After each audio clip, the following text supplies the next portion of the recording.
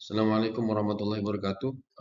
Pada pertemuan kali ini kita sama-sama mencoba untuk membahas tentang bagaimana mengembangkan instrumen penilaian otentik ya dalam pembelajaran agama Islam.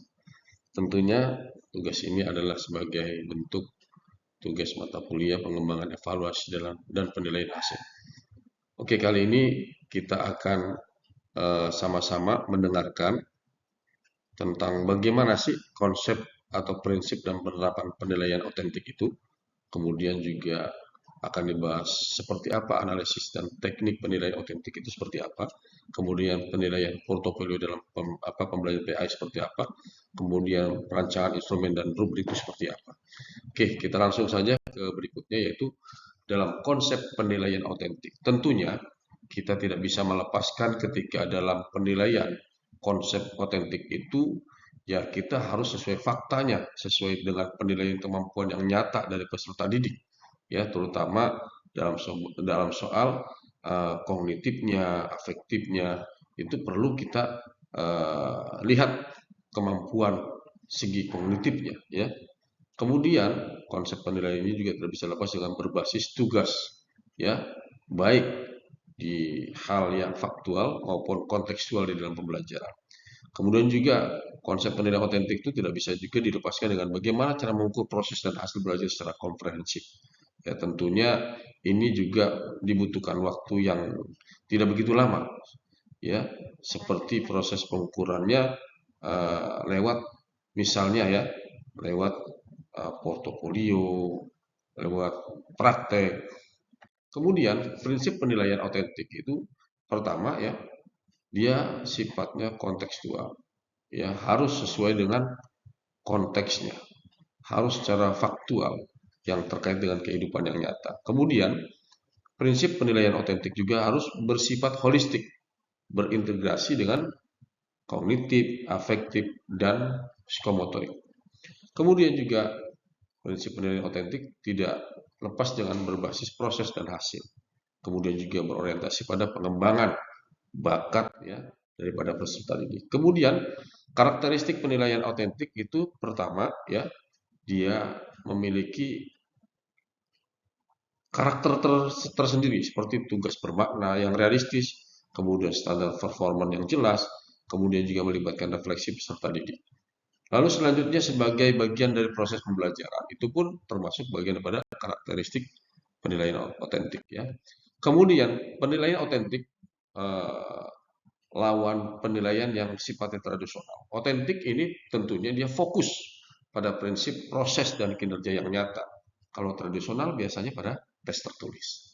Kemudian otentik itu biasanya menilai kemampuan secara kompleks ya, yang beragam ya, yang terkait dengan hal-hal yang berkaitan dengan itu tadi ya, yang faktual, yang nyata, kontekstual.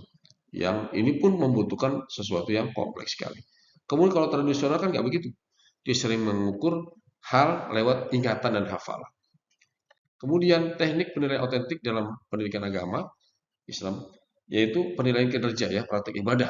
Ini yang langsung, kemudian presentasi ceramah. Kemudian penilaian otentik dalam PAI yaitu proyek pembuatan poster dakwah misalnya, kemudian infografis dan lain sebagainya, studi mini ya, kayak macam itu, kayak macam podcast-podcast gitu. Kemudian observasi ya, observasi sikap, adab, akhlaknya, kemudian bagaimana cara kerjasamanya, teamworknya itu dilihat. Kemudian teknik penilaian otentik juga dalam pendidikan agama Islam, tugas yang nyata seperti membuat jadwal ibadah, laporan kegiatan. Kemudian bagaimana penerapan dalam pembelajaran PAI? Yang pertama, ketika dalam proses pembelajaran kita harus mengamati, misalnya penerapan dalam pembelajaran PAI, mengamati praktek wudhu dan sholat. Bagaimana cara membasuhnya, bagaimana cara anggota satu dengan anggota yang lainnya tertib atau tidak. Kemudian juga dalam hal ibadah sholat, praktek sholat, mengukur bagaimana cara bacaan sholat, gerakan sholat, ya itu juga harus diperhatikan. Nah, kemudian penerapan dalam pembelajaran PAI itu juga terkait dengan proyek kajian ayat tematik ya.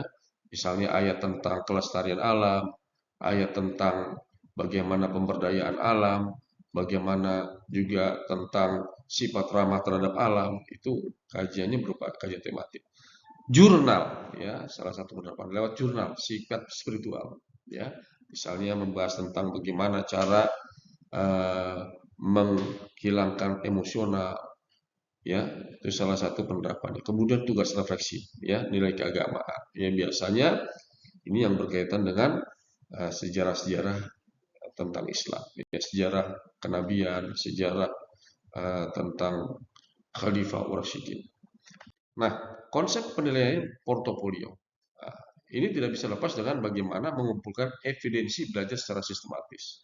Ya, kemudian menunjukkan perkembangan belajar dari waktu ke waktu. Itu juga penilaian portofolio. Juga mengutamakan proses, ya, refleksi dan kualitas produk. Itu juga harus diperhatikan. Kemudian struktur portofolio seperti apa? Pertama, tujuan pembelajaran, ya, kemudian kumpulan karya peserta didik, refleksinya seperti apa, peserta didik seperti apa, rubriknya, kemudian ada catatan guru. Itu salah satu bentuk struktur portofolio. Kemudian fungsi penilaian portofolio, wah jelas ini sangat bisa. Pertama adalah bisa memantau perkembangan belajar. Kemudian juga bisa memberikan gambaran otentik kemampuan siswa. Ya, kita bisa tahu tuh mana siswa yang mampu, mana siswa yang tidak mampu. Kemudian fungsinya juga dari portofolio itu kita juga bisa tahu dari sarana komunikasi guru, siswa, dan orang tua. Bagaimana cara komunikasi guru dengan siswa? Bagaimana siswa dengan guru? Atau bagaimana guru dengan orang tua? Atau orang tua dengan siswa? Siswa dengan guru? Orang tua dengan guru? Itu juga bisa lewat fungsi penilaian portofolio. Kemudian juga salah satu fungsi penilaian portofolio adalah dasar penentuan tindak lanjut untuk pembelajaran. Jadi kita bisa tahu tuh kekurangan seperti sejauh mana. Nanti kita bisa tindak lanjuti dalam proses pembelajaran. Kemudian merancang instrumen penilaian otentik. Pertama, tentunya mengidentifikasi kompetensi dasar. Dua, menentukan jenis tugas otentik. Selanjutnya menyusun indikator kinerja dan membuat rubrik penilaian. Itu salah satu merancang instrumen penilaian otentik. Contoh rubrik penilaian. Nah, salah satu contohnya adalah kita membuat kriteria, ya, ketepatannya seperti apa, pemahaman seperti apa, sikapnya seperti apa, kreativitas seperti apa. Kemudian juga skala nilainya itu hanya seputar sangat baik, baik, cukup, perlu bimbingan. 4. Sangat baik, baik, cukup, dan perlu bimbingan. Deskriptornya, ya kita harus tahu tiap level itu harus jelas, ya. Sangat baik seperti apa, cukup seperti apa, perlu bimbingan seperti apa. Nah,